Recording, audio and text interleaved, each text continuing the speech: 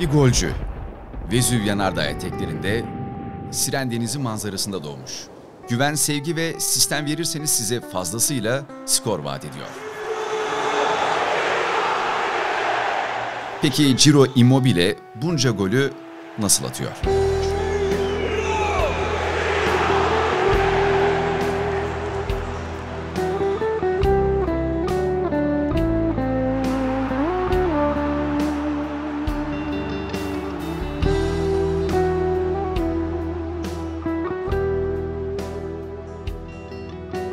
Napolili bir genç olarak futbola Salernitana Akademisi'nde başladı. 16 yaşında Napoli'deki yerel kulüp Sorrento'ya transfer oldu.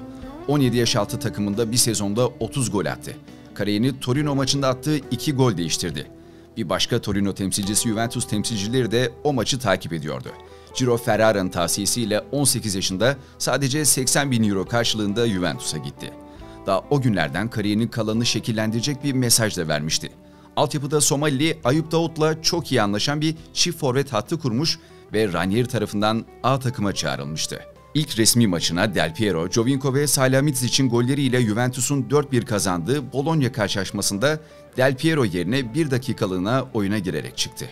21 yaşına geldiğinde kariyeri hala Juventus B takımında geçiyordu. Conte'nin çalıştırdığı küme düşen Siena'ya kiralansa da ligde sadece 2 gol atabildi. Altyapıları gollerle geçiren Immobile üst seviyeye çıkamadan kayıp gidebilecek haldeydi. Pescara karşısına çıkana kadar. Siamo qui col talento del Pescara, Lorenzo Insigne. Cosa ne pensi di questa sconfitta, Lorenzo? Beh, sicuramente il primo tempo abbiamo fatto una buona gara, poi il secondo tempo siamo un po' calati e l'avversario ci ha puniti che tutti siamo calati. Siamo e l'avversario ci ha puniti con i gol che ci siamo mangiati. Visto che siamo in camera insieme in ritiro, solo io e te sappiamo che stavi male prima della partita, però nessuno lo sa, quindi cosa vuoi dire in merito a questo? No, non cerco scuse per i gol che mi sono mangiato, però stavo un po' influenzato, però niente di che, dai. Questa trasferta di Torino ora di domenica? No, sicuramente dobbiamo andare con un altro spirito a Torino e fare una buona gara come abbiamo fatto fino prima della partita del Grosseto. Perché mi arronzi sempre quando fai? Zdenek Zeman'ın kurnaz ve unutulmaz Pescara'sı Serie B'de öyle bir futbol oynadı ki Serie A'daki çoğu takımdan daha fazla izleyiciye ve şöhrete ulaştılar. Zeman Immobile'yi ilk doğru kullanan teknik direktördü. Immobile gençliğinde de uzun koşular atan, topu alıp çalım ata giden bir futbolcu değildi. Ceza sahası içinde bol bol topla buluşması gerekiyordu. Hücumcu bir 4-3-3'ün en ileri hattında bulunan Immobile'nin yanı, sürekli ceza sahasına dalan kanat forvetler Insigne, Sansovini ve Caprari ile donatıldı. Ve şunu fark ettiler: Immobile iyiyse tüm takım iyi oynuyor ve Immobile gol atarsa Pescara da kazanıyor. Ciro taraftarın en sevdiği kişi haline geldi. Tribün desteği onu daha da güçlendiriyordu. Hücum merkezinde bir pergel, merkez kuvvet olarak görev aldı. Güneş sistemi oldu. Gezegenler gibi diğer hücumcuları etrafında hareket ettirdi. 28 gol 7 asist kaydetti, daha 22 yaşındaydı. Çevresindekileri de kariyer sezonlarını yaşattı. Sansovini 16, Caprari 9 gol attı. Insigne 20 gol 14 asist yapıp Napoli'ye ilk kez ilk 11 oyuncusu olarak döndü. Verratti 8 asist yapıp Paris Saint-Germain'in yolunu tuttu. Bir tek bu sistemin merkezi olan Immobile yeni adresini tutturamadı. 4 milyon euroya bonservisinin yarısını alan Genoa'nın yolunu tuttu. Ballardini Genoa'sı sistemi oyunculara göre kurmuyor. Oyuncuların sisteme uyum sağlamasını istiyordu. Immobile birçok maçta sağ açık oynatıldı. Savunma temelli takımda çoğu kez kendi yarı sahasında rakip bekleri kovaladı. Ligi 17. tamamlayan Genoa'ya 33 maçta 5 golle veda etti. Torino'ya transfer oldu. Pescara'da olduğu gibi, hatta Juventus altyapısında Ayub Davut'la olduğu gibi yine çift forvet oynamaya başladı ve yine kendisini gösterdi. Ligi üst sıralarda 7. tamamlayan Torino'da bu kez partneri Alessio Cerci ile yakaladı uyumu. İlerleyen zamanlarda Ankara Gücü forması da giyecek olan Cerci, sahte 9 ve ikinci forvet olarak Immobile'nin ceza sahasındaki hareket alanını artırıyordu. Immobile 22 gol attı. Cerci de yılı 8 gol 12 asiste geçirdi. Torino'nun en sevileni olmuş, sistem ona göre kurulmuş ve yine başarı gelmişti. Hayali doğduğu şehrin takımı Napoli'ye gitmekti ama görkemli bir yıl geçiren Kulüp Dortmund'u Lewandowski sonrası ona talip oldu. Sıcak ve güneşli İtalya caddelerinden soğuk, yağmurlu Alman sokaklarına kariyerinin ilk büyük pişmanlığına adım attı. Du warst der Matchwinner heute, wie gut tut dir das? No, sono contento, dai, perché questi 2 gol sono importanti per la squadra, soprattutto per passare il turno, per il morale. E sono contento che dopo il secondo gol Maz è venuto da me e mi ha detto sono contento per te, questo mi ha fatto sentire bene, si sente la vicinanza soprattutto del capitano, quindi è stata una bella cosa. Kulübün 18 milyon euroluk yeni golcüsü Almanya günlerine çok temel bir problemle başladı. Uyum sorunu. Bu sadece takıma, tesislere, sisteme değil, hayata karşı bir uyumsuzluktu. İnsanların bu kadar soğuk ve sadece futbol temelli ilişkilere sahip olması ilk kez ülkesinden çıkan Immobile için çok anlamsızdı. Almancayı öğrenmekte zorlandı. Takım içinde de kaynaşma organizasyonu gibi etkinlikler düzenlenmiyordu. 8 ay boyunca hiçbir takım arkadaşım beni ve ailemi bir yemeğe davet etmedi diyerek dert yandı o günlerden. Zaten Dortmund'un son yıllardaki en kötü sezonuna denk gelmişti. Tam anlamıyla doğru yer, yanlış zaman birlikteliğiydi. Dortmund'un 7. olduğu sezonda 34 maçta oynadı. Kulüp onu 17 maçta sonradan sahaya sürdü. 10 gol attıktan sonra havası ve insanı soğuk Kuzey Ren-Vesfalya'ya veda etti. Daha kötüsü olamaz derken Sevilla'da her şey daha da kötüye gitti. Unai Emery ile net bir uyumsuzlukla geçen yarım sezonda ligde sadece 8 maçta süre buldu. Biri Real Madrid, biri Espanyol'a toplam 2 gol atıp devre arası Torino'ya kiralandı.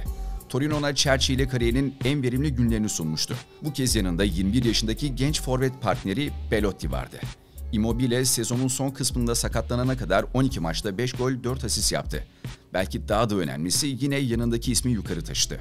Immobile gelene kadar 1 gol 3 asisti olan 21 yaşındaki Belotti, Immobile gelince yarım sezonda 11 gol 3 asiste imza attı. Dortmund günlerinden yalnızlığın ne demek olduğunu biliyordu. İtalyanca bilmeyen yeni transfer İsveçli orta saha Alexander Farnerud ve eşi için tüm takımı organize edip etkinlikler, partiler, yemekler düzenledi. Çok daha olgun takıma liderlik eden Immobile için artık en üst seviyeye çıkma vakti gelmişti. Rekorları alt üst edeceği Lazio günleri başladı.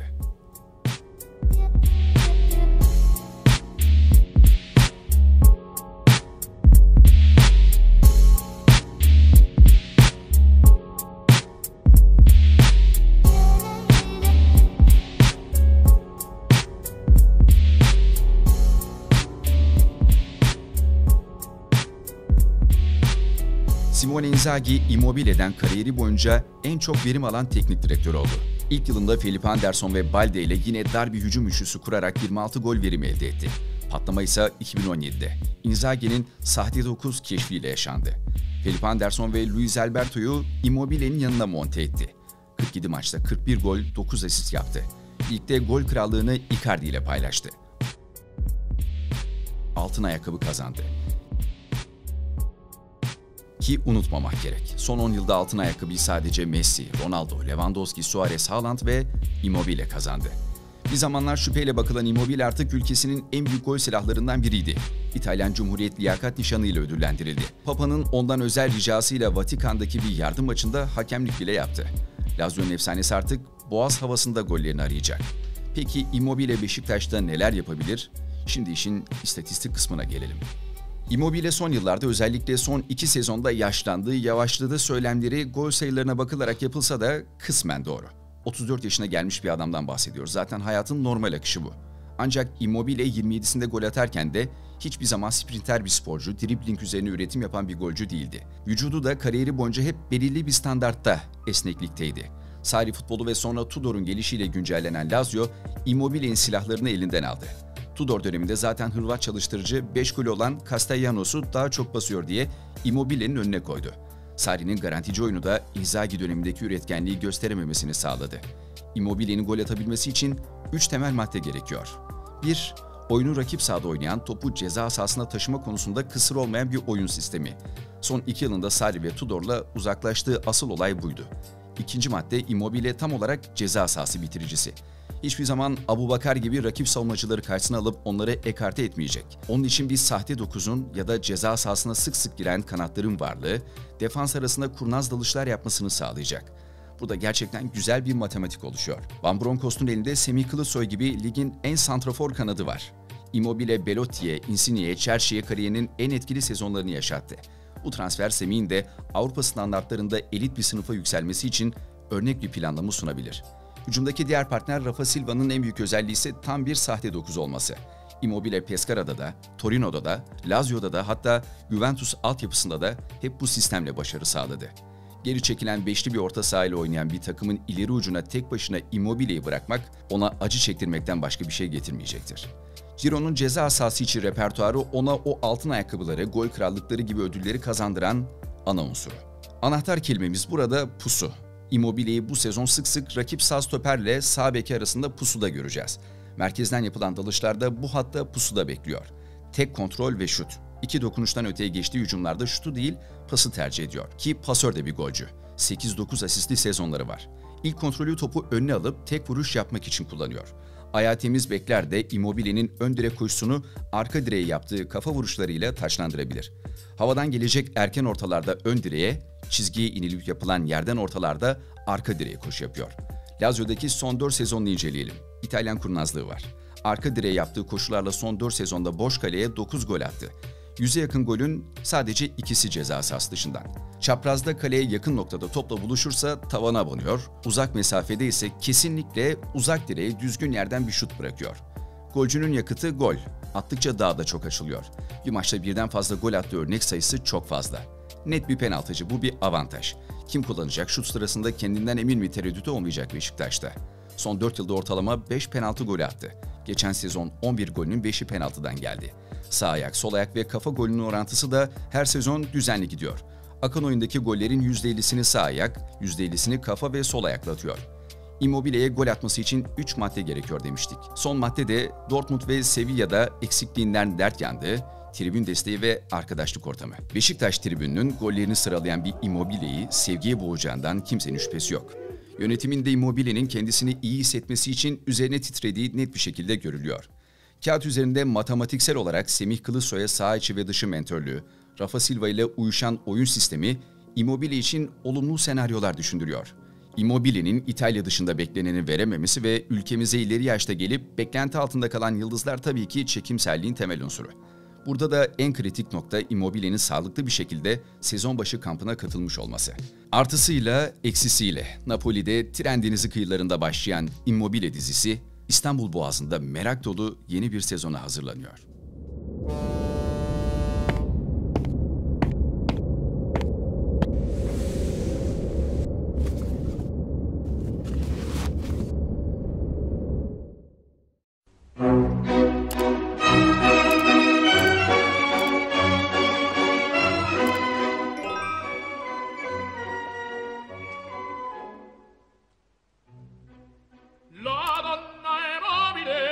Qual piuma al vento muta d'accento e di pensiero sempre una